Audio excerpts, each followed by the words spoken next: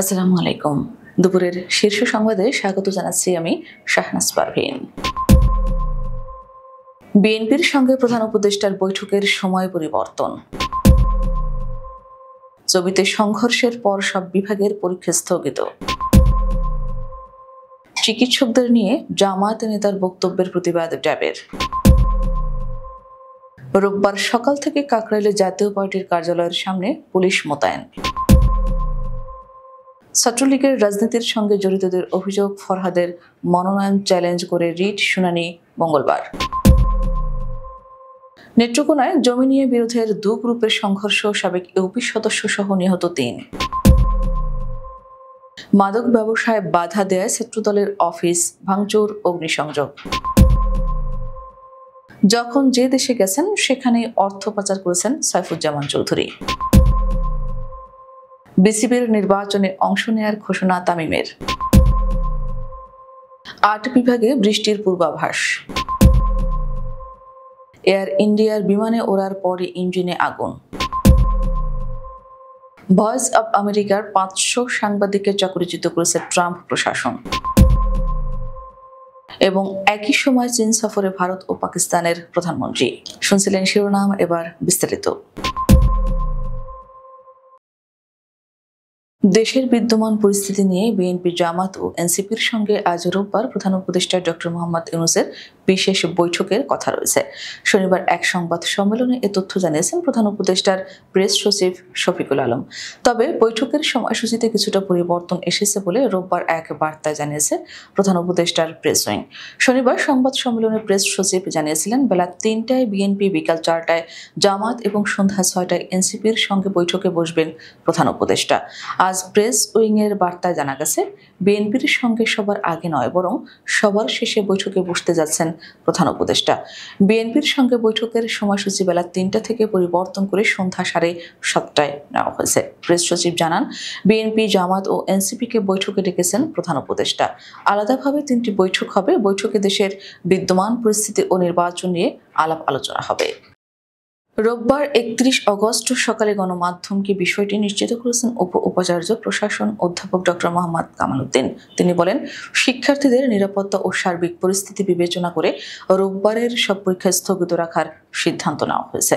পরিস্থিতি বিবেচনায় নিয়ে পরীক্ষার বিষয়ে পরে সিদ্ধান্ত জানানো হবে। এর আগে গতকাল রাত ১:৩০টার দিকে বিশ্ববিদ্যালয়ের এক নারী শিক্ষার্থীকে দারোয়ান কর্তৃক মারধরের ঘটনাকে কেন্দ্র করে শিক্ষার্থীদের সঙ্গে সংঘর্ষে জড়িয়ে পড়ে স্থানীয় বাসিন্দারা। উভয় পক্ষের মধ্যে ধাওয়া পাল্টা ধাওয়া ও ইটপাটকেল নিক্ষেপের ঘটনা ঘটে। এতে অন্তত ৫০ শিক্ষার্থী আহত হয়। প্রায় ২০ শিক্ষার্থীকে চট্টগ্রাম মেডিকেল কলেজ হাসপাতালে পাঠানো হয়েছে। এর মধ্যে কয়েকজন শিক্ষার্থীর শরীরে দেশীয় অস্ত্রের আঘাত রয়েছে। বাংলাদেশ জামায়াতে ইসলামীর নায়েবে আমির ডাক্তার সৈয়দ আব্দুল্লাহ মোহাম্মদ তাহেরের চিকিৎসা পেশা ও চিকিৎসকদের নিয়ে অবমাননাকর বক্তব্যের তীব্র নিন্দা ও প্রতিবাদ জানিয়েছে ড্যাব। রোববার গণমাধ্যমে পাঠানো এক বিবৃতিতে এই নিন্দা ও প্রতিবাদ জানিয়েছেন ডক্টরস অ্যাসোসিয়েশন অব বাংলাদেশ ড্যাবের সভাপতি অধ্যাপক ডাক্তার হারুন আল রশিদ ও মহাসচিব ডাক্তার মোহাম্মদ জহিরুল ইসলাম শাকিল। যৌথ বিবৃতিতে তারা বলেন, জামায়াতে ইসলামীর নায়েবে আমির বলেছেন যে চিকিৎসকরা ফার্মাসিউটিক্যালস কোম্পানিগুলো টাকা খায়, যা চিকিৎসা ব্যয়কে ২০% বাড়িয়ে তোলে। তার এমন বক্তব্য চিকিৎসক সমাজের প্রতি অসম্মানজনক। পুরো চিকিৎসক সমাজকে নিয়ে তার এমন বিভ্রান্তিকর মন্তব্যের তীব্র নিন্দা ও প্রতিবাদ জানায় ড্যাব নেতারা। রাজধানীর কাকরাইলে জাতীয় পার্টির কেন্দ্রীয় কার্যালয়ের সামনে সকাল থেকে অতিরিক্ত পুলিশ মোতায়েন করা হয়েছে। রোববার সকাল থেকেই রমনা থানা ও রাজারবাগ পুলিশ লাইন থেকে আসা আইনশৃঙ্খলা বাহিনীর সদস্যরা সেখানে দায়িত্ব পালন করছেন। রমনা থানার পরিদর্শক আতিকুর রহমান জানান, পুনরায় নির্দেশ না আসা পর্যন্ত পুলিশ সদস্যরা অবস্থান করবেন। এর আগে শুক্রবার রাতে বিজয়নগরে আল রাজি টাওয়ারের সামনে জাতীয় পার্টি ও গণ অধিকার পরিষদের নেতাকর্মীদের মধ্যে সংঘর্ষ হয়। সংঘর্ষের পরপরই পুলিশ ও সেনা সদস্যরা লাঠিচার্জ করলে নুরুল হক নূর সহ অর্ধশতাধিক ব্যক্তি আহত হন। এ ঘটনায় বিএনপি, জামায়াতে ইসলামী সহ কয়েকটি রাজনৈতিক দল নিন্দা ও প্রতিবাদ জানায়। ঢাকা বিশ্ববিদ্যালয় কেন্দ্রীয় ছাত্র সংসদ নির্বাচনে সাধারণ সম্পাদক পদে মনোনয়ন পাওয়া ফরহাদের প্রার্থিতাকে চ্যালেঞ্জ করে দায়ের করা রিটে অভিযোগ করা হয়, নিষিদ্ধ ছাত্র সংগঠন ছাত্রলীগের রাজনীতির সঙ্গে জড়িত ছিলেন ফরহাদ। মামলার শুনানি মঙ্গলবার ২ সেপ্টেম্বর অনুষ্ঠিত হবে। রিটটি দাখিল করেছেন বাম জোট সমর্থিত প্যানেলের মুক্তিযুদ্ধ ও গণতান্ত্রিক আন্দোলন বিষয়ক সম্পাদক প্রার্থী BM ফাহামিদ আলম। এই রিটের মাধ্যমে আদালতের কাছে ফরহাদের প্রার্থিতা বৈধ কিনা তা নির্ধারণ করার জন্য বিচার বিভাগীয় সিদ্ধান্ত কামনা করা হয়েছে। এবারের ডাকসু নির্বাচনে ছাত্র শিবির থেকে ভিপি পদে সাদিক কায়েম এবং জিএস পদে SM ফরহাদ প্রতিদ্বন্দ্বিতা করছেন। নির্ধারিত তারিখ অনুযায়ী আগামী 9 সেপ্টেম্বর ঢাকা বিশ্ববিদ্যালয় নির্বাচন অনুষ্ঠিত হবে। নেত্রকোনা সদর উপজেলায় জমি নিয়ে বিরোধে পাল্টাপাল্টি হামলায় এক সাবেক ইউপি সদস্য সহ 3 জন নিহত হয়েছেন। শনিবার উপজেলার মৌগাতি এলাকায় দিবাগত রাত 11:30টার দিকে এই ঘটনা ঘটে। পুলিশে জানায়, শনিবার রাতে বিএনপির কাউন্সিল থেকে ফেরার পথে প্রতিপক্ষের লোকজন দোজাহান মিয়াকে কুপিয়ে হত্যা করে। পরে খবর পেয়ে দোজাহানের লোকজন প্রতিপক্ষের বাড়িতে হামলা চালায়, এতে 4 জন আহত হয়। পরে আহতদের নেত্রকোনা আধুনিক সদর হাসপাতালে নিয়ে নূর মোহাম্মদ নামে আরও 1 জন মারা যায়। পুলিশ আরও জানায়, আজ রোববার সকালে ময়মনসিংহ মেডিকেল কলেজ হাসপাতালে চিকিৎসাধীন অবস্থায় রফিক মিয়া নামে আরেকজন মারা যান। সদর থানার ভারপ্রাপ্ত কর্মকর্তা কাজী শাহনেওয়াজ বিষয়টি নিশ্চিত করেছেন। পাবনার ঈশ্বরদীর মানিকনগর এলাকায় মাদক ব্যবসায় বাধা দেয় স্থানীয় ছাত্রদলের অফিসে ভাঙচুর, গুলিবর্ষণ, মোটরসাইকেলে অগ্নিসংযোগ ও বিএনপি নেতার বাড়িতে লুটপাটের ঘটনা ঘটেছে। শনিবার রাতে ঈশ্বরদী উপজেলার সলিমপুর ইউনিয়নের মানিকনগর এলাকায় এ ঘটনা ঘটে। স্থানীয় ও পুলিশ সূত্রে জানা যায়, একই এলাকার চিহ্নিত মাদক ব্যবসায়ী নবী, রতন ও পলাশের নেতৃত্বে সন্ত্রাসী বাহিনী স্থানীয় ছাত্রদলের অফিসে ভাঙচুর ও 2টি মোটরসাইকেলে অগ্নিসংযোগ করে। এ সময় গুলিবর্ষণ করে এলাকায় আতঙ্ক সৃষ্টি করে জিয়া সাইবার ফোর্স ঈশ্বরদী উপজেলার যুগ্ম আহ্বায়ক রাব্বি মালিথার বাড়িতে ভাঙচুর ও লুটপাট করে চলে যায়। সাবেক ভূমিমন্ত্রী সাইফুজ্জামান চৌধুরী ক্ষমতাচ্যুত সাবেক প্রধানমন্ত্রী শেখ হাসিনার আস্থাভাজন ও ঘনিষ্ঠ এই সাবেক মন্ত্রী দায়িত্বে থাকাকালে সরকারি ও ব্যক্তিগতভাবে বহু দেশ ভ্রমণ করেছেন। সূত্রে জানা গেছে, মন্ত্রী থাকাকালে তিনি বিশ্বের 17টি দেশে 54 বার ভ্রমণ করেছেন।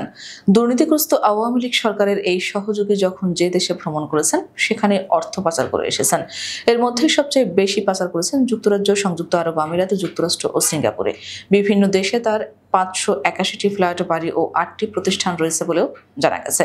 তার এসব বাড়ির মূল্য 3,840 কোটি টাকা আর প্রাতিষ্ঠানিক মূল্য 2,423 কোটি টাকা। দুর্নীতি দমন কমিশন সূত্রে এসব তথ্য জানা গেছে। অনেকদিন ধরে শোনা যাচ্ছিল বাংলাদেশের ইতিহাসের অন্যতম সফল ওপেনার তামিম ইকবাল নামতে যাচ্ছেন বাংলাদেশ ক্রিকেট বোর্ডের নির্বাচনী মাঠে। অবশেষে সেই গুঞ্জন সত্যি হলো। অক্টোবরে অনুষ্ঠেয় বিসিবি নির্বাচনে অংশ নেওয়ার ঘোষণা দিয়েছেন জাতীয় দলের সাবেক এই অধিনায়ক। তবে সরাসরি সভাপতি পদের লড়াই সুযোগ নেই তার সামনে। গঠনতন্ত্র অনুযায়ী আগে পরিচালক হিসেবে নির্বাচিত হতে হবে, তারপরে সভাপতি হওয়ার পথ খোলা। তামিমও সেই প্রক্রিয়াতেই অংশ নিচ্ছেন। এক গণমাধ্যমকে দেওয়া সাক্ষাৎকারে তামিম বলেন, যদি প্রশ্ন করেন আমি নির্বাচনে আসছি কিনা, খুব ভালো সম্ভাবনা আছে। আমি নির্বাচন করছি। আমি ক্রিকেটে বিনিয়োগ করেছি, 2টি ক্লাবের সঙ্গে জড়িত আছি, ফলে কাউন্সিলর তো আমি হবই। তার এই ঘোষণার পর বোর্ডের ভেতরে নতুন করে রাজনৈতিক আলোচনার জন্ম দিয়েছে। রংপুর, রাজশাহী, ঢাকা, ময়মনসিংহ, চট্টগ্রাম, সিলেট, খুলনা ও বরিশাল বিভাগের কিছু কিছু জায়গায় অস্থায়ীভাবে দমকা হাওয়া সহ হালকা থেকে মাঝারি ধরনের বৃষ্টি, বজ্রসহ বৃষ্টি হতে পারে। সেই সঙ্গে সারা দেশের কোথাও কোথাও মাঝারি ধরনের ভারী বর্ষণ হতে পারে। রোববার আবহাওয়ার পূর্বাভাসে এ তথ্য জানানো হয়েছে। তাপমাত্রা সারা দেশে দিন এবং রাতের তাপমাত্রা সামান্য বাড়তে পারে।